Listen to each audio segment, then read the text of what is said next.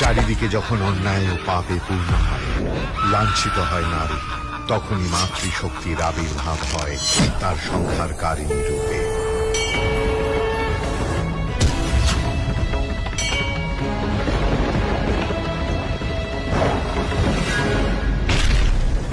অসুরদের এই পরাজয়ে এবার যুদ্ধক্ষেত্রে হাজির হয় অসুররাজ।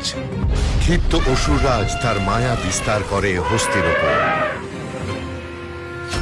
विश्वरूपिणे विश्वेशे प्रसीदत्वं सनातनी।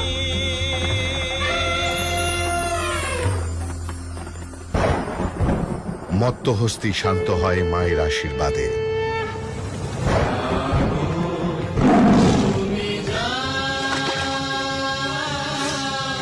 মহালয়ার পূর্ণ লগ্নে আসছে জাগো মা, জাগো দুর্গা, জি বাংলায়।